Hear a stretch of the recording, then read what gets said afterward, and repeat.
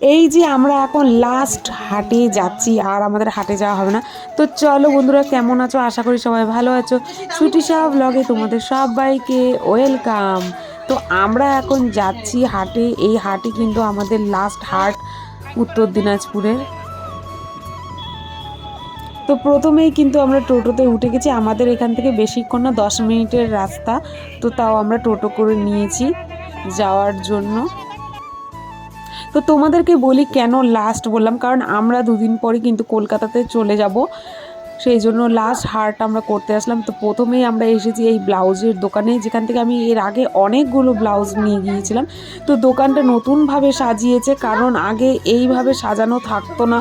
দেখো ব্লাউজগুলো কি সুন্দর পরপরভাবে সাজানো আছে, আর দেখতেও ভালো লাগছে এবং বোঝাও যাচ্ছে যে ব্লাউজগুলো কি রকমের কোন ডিজাইনের আছে। আগে তো বের করতে বলতাম যে এটা বার করো, ওটা বার করো, তারপর আর এখন টাঙানো যেহেতু আছে, প্রত্যেকটা মানুষেরই খুব সুবিধা হবে ব্লাউজগুলো কিনতেও।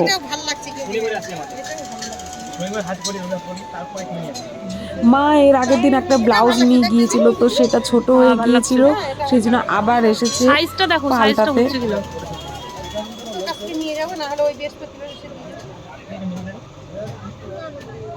আজকে হাটে এসেছি মূলত কয়েকটা জিনিস বাকি ছিল সেগুলো নিতে, আর পুচকির জন্য এই জামাগুলো নেব। তার কারণ কলকাতাতে প্রচুর গরম, তো এই জামাগুলো সুতি, তো এগুলো পরলে গরম অতটা লাগবে না, সেই জন্য ভাবলাম নিয়ে যাই। এর আগেও কয়েকটা জামা নিয়ে গেছি, তো ভাবলাম আর 2-3টা জামা ফিতাবাদা জামা নিয়ে যাই।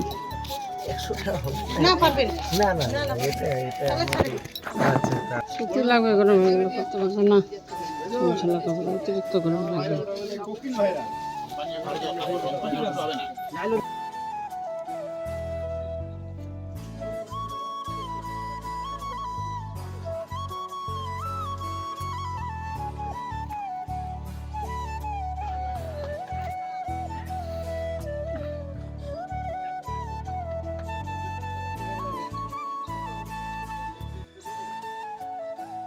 এখন আমরা আছি শাড়ির এই লাইনে।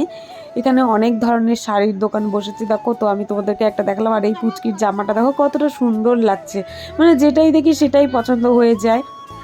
আজকে আবার হাটে অতটাও ভিড় নেই, অন্য সময় তো খুবই ভিড় থাকে। তো মা কয়েকটা ছাপা শাড়ি দেখছিল, তারপর এই শাড়িটা দেখলো। এই শাড়ির দেখো কালারটাও খুব সুন্দর এবং শাড়ির যে কোয়ালিটি সেটাও কিন্তু খুব সুন্দর, আর দামটাও কিন্তু খুবই কম বলছিল। তো এই শাড়িটা মায়ের পছন্দ হয়েছিল, সবুজ কালার, উপরে একটু সাদা সাদা দেওয়া ছিল। তো মা বললো যে এই শাড়িটা নিয়ে নিই, কারণ কলকাতায় যাবে, কলকাতায় তো প্রচুর গরম। এই রকমের ছাপা শাড়ি এবং হালকা গরমের সময় পরলেও আরাম লাগে। এরপর আমাদের পুচকির জন্য চলে আসলাম সাজার জিনিসের দোকানে। এখানে না বাচ্চাদের যে ছোট ছোট হাতে যে কালো চুড়ি পরে, ও তো আগে একবার পরেছে, কিন্তু ওর থেকে আমরা একটা সাইজ বেশি নিব। সেটাই কিন্তু কাকিমাকে বললাম যে বাচ্চা আর এক সাইজ বড় নিতে হবে, কারণ কলকাতাতে তো আশেপাশে কোনো দোকান নেই, কিন্তু যা আছে আমাদের পাশে সবই শপিং মল, আর শপিং মলে এগুলো কিন্তু পাওয়াই যায় না, সেই জন্য এখান থেকেই সব বাজার করে নিয়ে যাচ্ছি টুকিটাকি।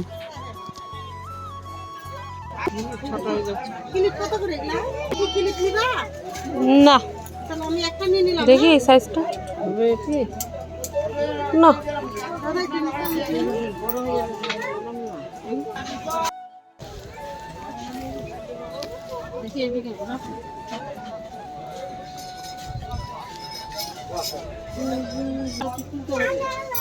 ওটি খুলে এটি পড়বে, ঠিক আছে এই সাইজটা নে। হ্যাঁ আরেকটা নেই, ওই যে গোলটা। হ্যাঁ হ্যাঁ এরপর এইসব জিনিস কেনার পর আমরা চলে আসলাম দর্জির দোকানে। এখানে কয়েকটা জামা কাপড় দিয়েছিলাম, আমার আর মায়ের শাড়ি দিয়েছিল পিকো করার জন্য, আর আমার কয়েকটা জামা কাপড় ছিল সেগুলো সেলাই করার জন্য দিয়েছিলাম। হাটে নিয়ে আসলাম, তার কারণ হাটে সঙ্গে সঙ্গে দিয়ে দেয়, আর বাড়ির পাশে যেসব আছে তারা কিন্তু সঙ্গে সঙ্গে দেয় না, আর হাটে অনেকগুলোই দর্জি বসে, সেই জন্য হাটেই নিয়ে এসেছিলাম। তারপর দোকানে চলে আসলাম এই দোকানে। এই যখনই আমরা হাটে আসি তখনই কিন্তু খুরমা, ঝুড়ি ভাজা বলো, নিমকি বলো, এগুলো নিয়ে যায় চা দিয়ে খাওয়ার জন্য।